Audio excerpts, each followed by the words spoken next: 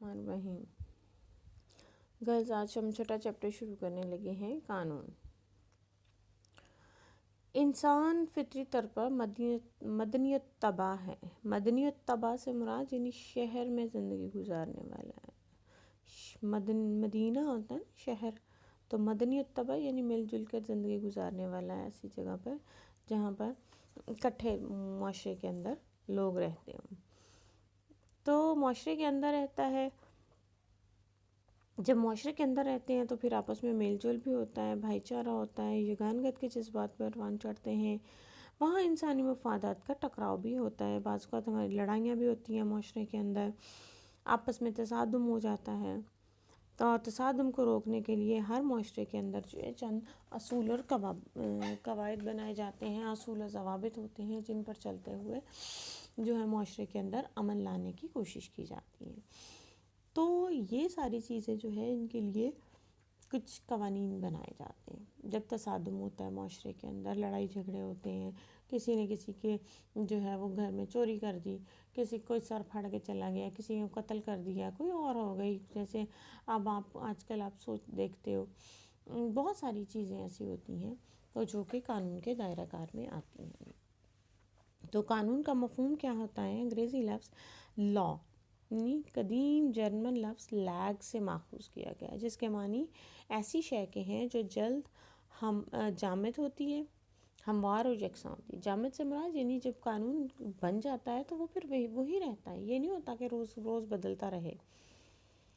انگریزی میں اس سے مراد اصولی قواعد کی یکسانیت ہے۔ لفظ قانون عربی زبان کا لفظ ہے جو قدیم یونانی لفظ کینون سے اخذ کیا گیا ہے، اور اس مراد دستور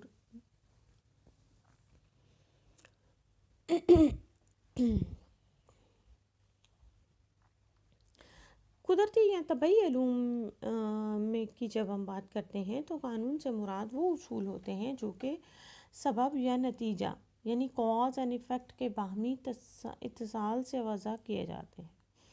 تمام سائنسی علوم میں اصول خاصی چھانبین کے بعد وضع کیے جاتے ہیں، مثلاً کشش ثقل کا قانون یا چیزوں کے حرارت سے پھیلنا وغیرہ۔ تو طبعی علوم کے بعد تو تجربات کیے جاتے ہیں اور اس کے بعد پھر وہ قوانین بن جاتے ہیں اس میں۔ تو معاشرے کے اندر کیا ہوتا ہے؟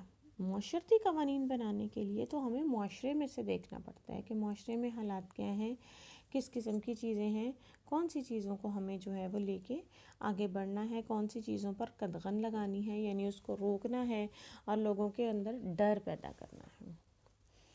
تو علم شہریت کی روح سے قانون کا مفہوم جو ہے وہ کہہ لیں کہ ایک باضابطہ قانون ہوتا ہے جو ریٹن فارم میں موجود ہوتا ہے اور جن پر عمل درآمد جو ریاست کی ذمہ داری ہوتی ہے، یعنی ریاست ادارے بناتی ہے جو ادارے ان پر عمل درآمد کرواتے ہیں۔ اب آپ دیکھیں ہمارے یہاں پولیس کا محکمہ ہے، اب پولیس جو ہے وہ بھی کئی قسم کی ہے، ٹھیک ہے، ٹریفک پولیس بھی ہے، عام پولیس ہے، پھر یہ بڑے شہروں کے اندر جو ہے وہ یہ ڈولفن اور اس ٹائپ کی اور جو ہے وہ پولیس بھی کام کر رہی ہوتی ہیں۔ تو یہ ساری کی ساری بیسیکلی جو ہے ایک نظام کو چلانے کے لیے ہوتی ہیں۔ تو پھر اگر جو ہے جو شخص تو نظام کے اوپر قوانین پر عمل درآمد کر رہے ہیں ان کو تو کچھ نہیں کہا جاتا، وہ دیکھتے ہیں کہ ٹھیک ہے جی یہ بندہ بالکل صحیح کام کر رہا ہے، لیکن جو شخص قوانین کی خلاف ورزی کرتے ہیں ان کو پکڑتے ہیں، ان کو پکڑ کر ان کے اوپر جو ہے وہ قوانین نافذ کرتے ہیں، پھر ان کو عدلیہ میں پیش کرتے ہیں، اگر کوئی بڑا جرم ہے تو ان کو سزائیں بھی ملتی ہیں۔ تو قانون کی ڈیفینیشن اب ہم دیکھتے ہیں کہ قانون کو ڈیفائن کیسے کیا گیا ہے۔ جان آسٹن کہتا ہے کہ قانون ایک برتر کا کمتر کو دیا گیا حکم ہے، یعنی اپنے سے چھوٹے بندے کو حکم دیا گیا ہے، اس کو کر دیا جاتا ہے کہ نہیں تم نے یہ بات ماننی ہے۔ تو یہ تعریف جو ہے وہ مکمل نہیں ہے، یعنی یہ پہلے دور میں تو ہو سکتی تھی لیکن اب جو ہے وہ ایکویلٹی کی بنیاد پر بات ہوتی ہے، ون ووٹ ون پرسن کی بات ہوتی ہے۔ تو جب ون ووٹ ون پرسن کی بات ہوتی ہے تو وہاں پر جو ہے پھر یہ تعریف جو ہے وہ غلط ثابت ہو جاتی ہے۔ پھر ٹی ایچ گرین کہتا ہے، ٹی ایچ گرین کیا کہتا ہے کہ وہ کہتا ہے کہ جی قانون حقوق و فرائض کا ایسا نظام ہے جسے ریاست نافذ کرتی ہے، اور گرین کا خیال ہے کہ قانون صرف اپنے شہریوں کے حقوق و فرائض کا تعین کرتا ہے۔ تو یہ معاشرے کے اندر بات بالکل صحیح ہے کہ اپنے شہریوں کے، ظاہر ہے یہ نہیں ہو سکتا کہ ہمارا قانون جو ہے وہ ساتھ والے ملکوں پر، انڈیا پر بھی نافذ ہو یا چائنا پر نافذ ہو، تو ان کا اپنا قانون ہے، ہمارا اپنا ہے۔ پھر سالمنٹ کہتا ہے کہ سالمنٹ کے مطابق جو ہے اصولوں کا ایسا مجموعہ جسے ریاست نافذ کرتی ہے اور ان کے مطابق مقدمات کے فیصلے کیے جاتے ہیں۔ تو ظاہر ہے ریاست کی طرف سے جو قانون نافذ ہوتا ہے، مقدمات انہی کی بیس پر بنتے ہیں نا۔ پھر آ جاتا جی ووڈرو ولسن۔ ووڈرو ولسن کہتا ہے کہ قانون تسلیم شدہ افکار عادات کا وہ مجموعہ ہوتا ہے جو یکساں قواعد و ضوابط کی صورت میں باقاعدہ واضح طور پر تسلیم کر لیا جاتا ہے، اور جس کو حکومت کے اختیار اور طاقت کی پشت پناہی حاصل ہو۔ یہ تعریف کافی جامع ہے، مکمل ہے۔ اس سے پتہ چلتا ہے کہ قانون رسوم و رواج اور عادات پر مبنی ہوتے ہیں، اور ریاست ان رسوم و رواج کو تسلیم کرتی ہے اور ان کو قوانین کی شکل دے دیتی ہے۔ پھر پروفیسر ہالینڈ آ جاتے ہیں۔ پروفیسر ہالینڈ کیا کہتا ہے جی؟ وہ کہتے ہیں کہ قانون ظاہری افعال کا وہ عام قاعدہ ہے جسے سیاسی مقتدر اعلیٰ کے وضع کیے ہوئے قانون کی تعریف کے بارے میں وہ کہتا ہے کہ یہ جو ہے کیا اس کو کہتے ہیں کہ یہ ہم کہہ سکتے ہیں کہ اس کی تعریف جو ہے وہ کافی مستند ہے، بہتر ہے، کیونکہ ہمارے جتنے بھی افعال ہیں وہ ظاہری افعال پہ ہی قانون ہمیں سزا دے سکتا ہے۔ ایسا نہیں ہو سکتا کہ آپ جھوٹ بول رہے ہیں، اپنے گھر کے اندر جھوٹ بول رہے ہیں، آپ گالیاں نکال رہے ہیں، آپ کسی شخص کو برا بھلا کہہ رہے ہیں، تو ریاست کا قانون آ کر آپ پہ سو جائے، آپ پہ دفعہ لگا دے جی آپ کے اوپر یہ دفعہ لگتی ہے، اپنے گھر میں بیٹھ کے جھوٹ بولا ہے، اپنے گھر میں بیٹھ کے گالی نکالی ہے، تو ایسا نہیں ہوتا، ٹھیک ہے۔ تو یعنی یا ہم کوئی غیبت کرتے ہیں، ہم نے ذہن کے اندر کوئی چیز بری چیز سوچی ہے،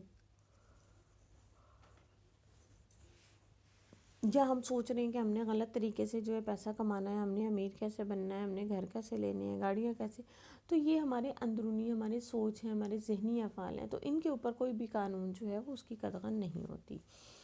ذاتی جہاں تک رسوم و رواج کی یا ہماری اخلاقیات کی بات ہے، تو وہ بھی باقاعدہ طور پر ریاستی قوانین اس پر بھی نافذ نہیں ہوتے۔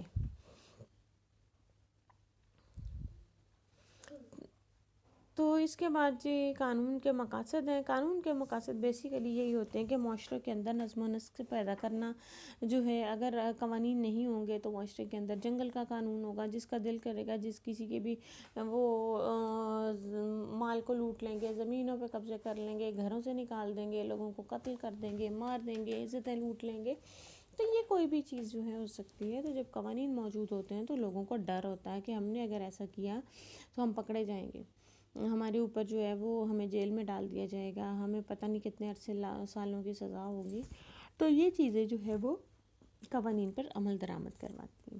اس کے بعد آ جاتے ہیں جی قانون کے ماخذ۔ قانون کے ماخذ سب سے پہلے رسوم و رواج ہوتے ہیں۔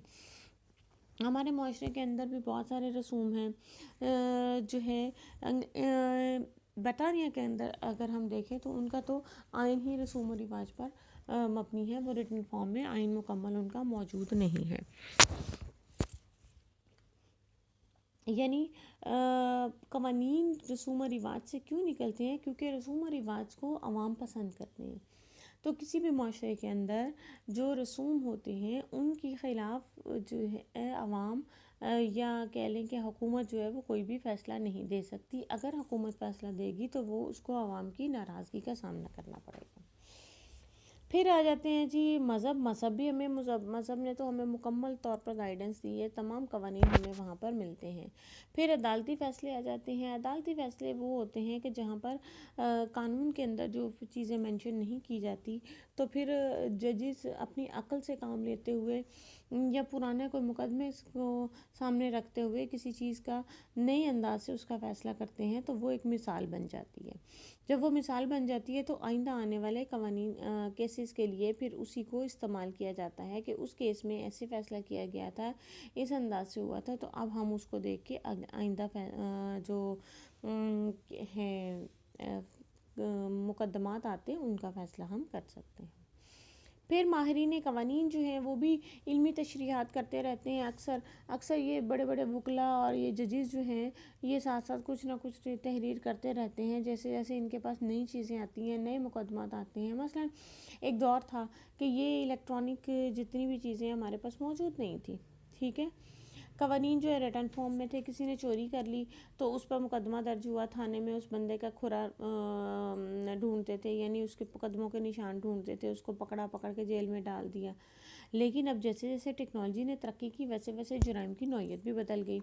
اب جو ہم ٹیکنالوجی یوز کر رہے ہیں، یہ موبائل یوز کر رہے ہیں یا انٹرنیٹ یوز کر رہے ہیں، تو اس کے ساتھ ساتھ جو ہے وہ تھیفٹ بھی بدل گئے. اب ہماری بینکنگ جو ہے وہ ساری آن لائن ہو گئی. تو آن لائن بینکنگ جب ہوگی، انٹرنیٹ کے ہو گئے، تو اس میں بہت سارے فراڈ بھی ہوتے ہیں. لوگ جو ہیں پیسے نکلوا لیتے ہیں غلط طریقے سے. تو جب وہ چیزیں یہ انٹرنیٹ ہوگی تو پھر اس کے سے ریلیٹڈ قوانین بھی بنانے پڑے. پھر ہماری حکومت نے سائبر کرائمز کے بنائے. تو بہت ساری جو چیزیں انٹرنیٹ کے تھرو یا اس پہ ہوتی ہیں تو یہ بھی قابل گرفت ہے.